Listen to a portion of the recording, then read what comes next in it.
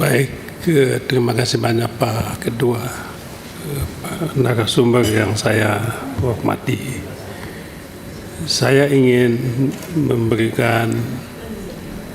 menyampaikan beberapa pertanyaan untuk mendapatkan penajaman dari ahli supaya kami tidak salah dalam membuat undang-undang ini. Kami termasuk kelompok yang menghendaki adanya undang-undang perampasan aset. Tetapi maksud dan tujuannya tidak sama dengan apa yang difahami oleh sebagian masyarakat selama ini. Ada kesan undang-undang perampasan aset ini dibutuhkan supaya aparat penegak hukum bisa dengan gampang merampas aset-aset hasil tindak pidana ataupun aset-aset yang digunakan untuk melakukan tindak pidana. Kalau ini pemahamannya, menurut saya kita misleading. Saya rasa bukan itu yang kita maksudkan. Latar belakang undang-undang perampasan aset ini sebetulnya untuk konteks kita membutuhkan ini karena ada ketidakjelasan, sebab ada ketidakpastian, ada kesulitan yang dihadapi oleh aparat penegak hukum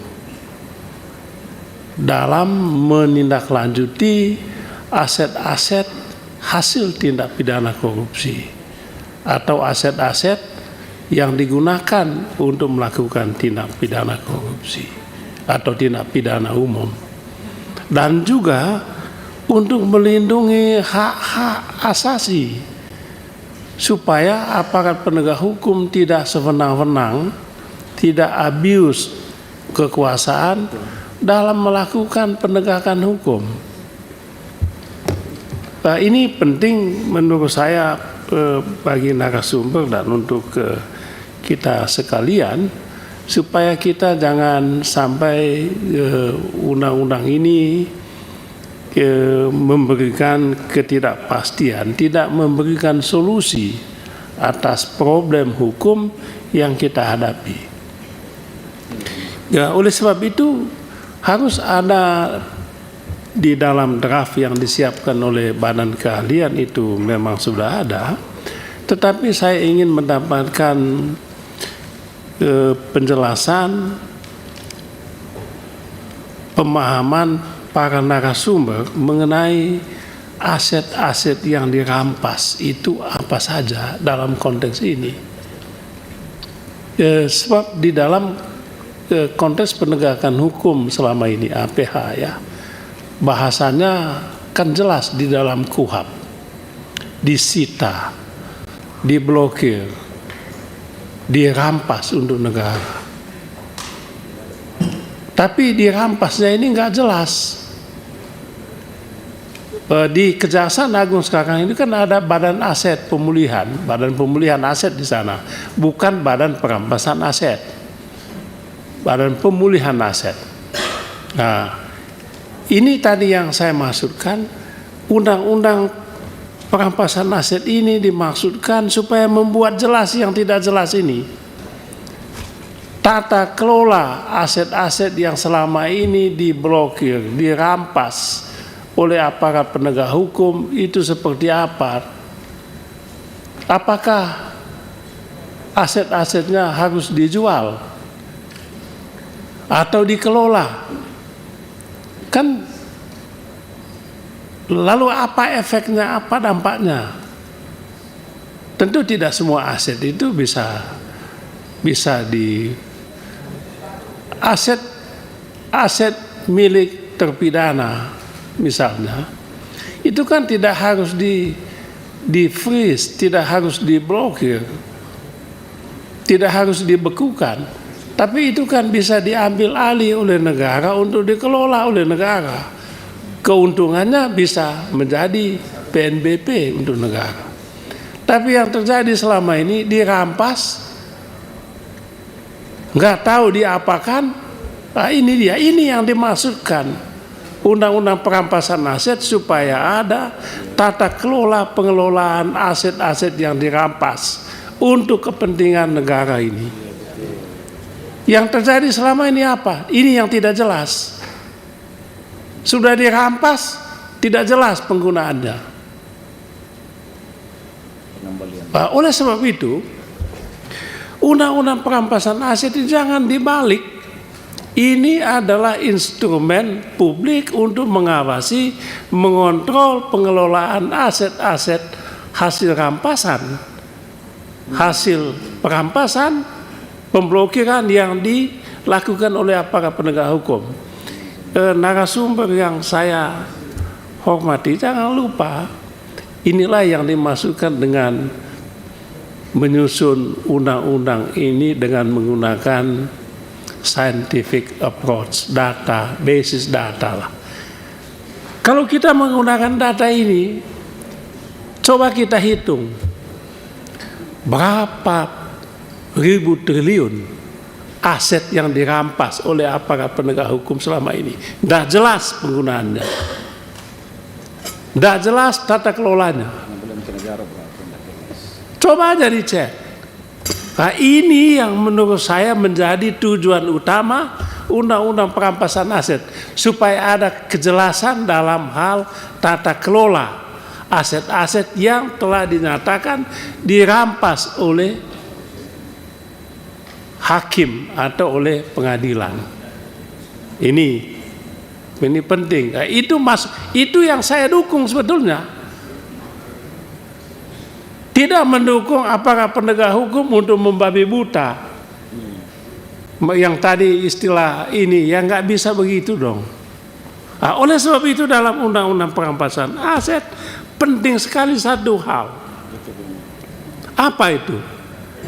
Perlindungan hukum terhadap pihak ketiga ada dalam kasus korupsi. Mohon maaf aja.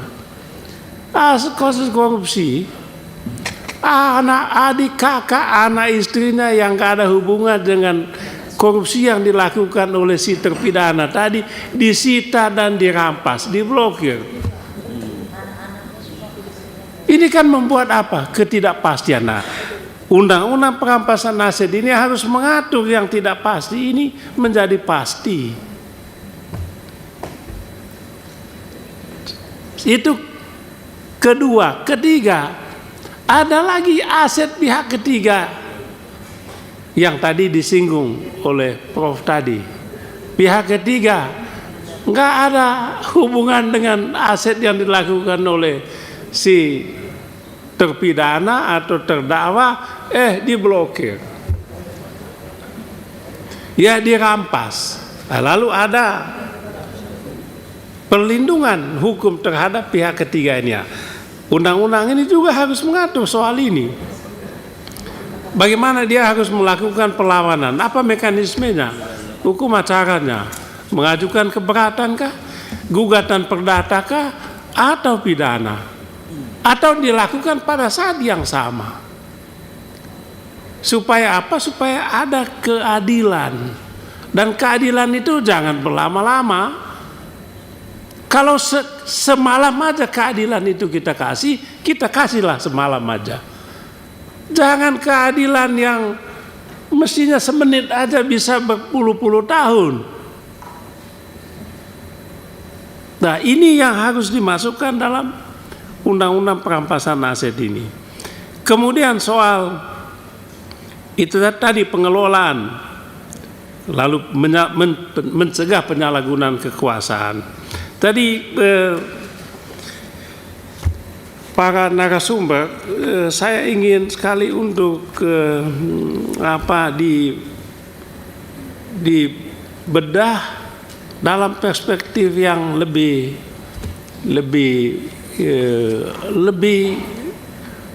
pas dengan tujuan penegak hukum itu, penegakan hukum, yaitu apa? Keadilan, kepastian hukum, dan kemanfaatan. Jadi menggabungkan tiga prinsip ini harus menjadi jiwa undang-undang perampasan aset ini.